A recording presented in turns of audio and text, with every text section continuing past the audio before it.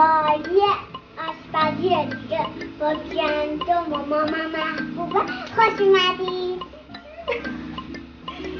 سلام به همگی. امروز میخوایم یه پیراشکی خیلی خوشمزه و فوری‌سری با خمیرای پیراشکی کاپو براتون آماده کنیم که خیلی هم خوشمزه.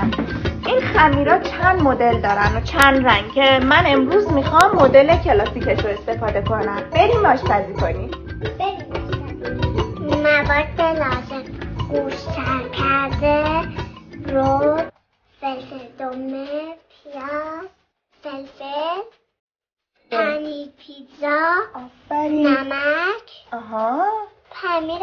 همینطور که گفتم خیلی ساده است. پس اول موادمون رو آماده میکنیم. مثل مواد ماکارونی پیازا رو خورد میکنیم با فلفل دلمه، پیاز رو تفت میدیم، حالا گوشت رو اضافه میکنیم، نمک، فلفل، پودر سیر، زردچوبه اضافه میکنیم با یه مقدار رود و تفتشون میدیم. فلفل دلمه هم اضافه میکنم، میذارم موادم کامل آبش بره. البته یه مقدار آبم خودم اضافه کردم و کامل گذاشتم آبش رفت.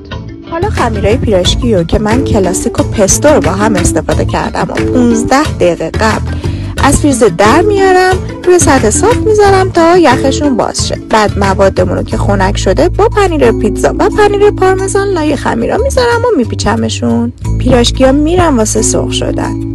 دو طرفش رو حسابی سرخ میکنیم و آماده شد. به همین راحتی خوشمزگی.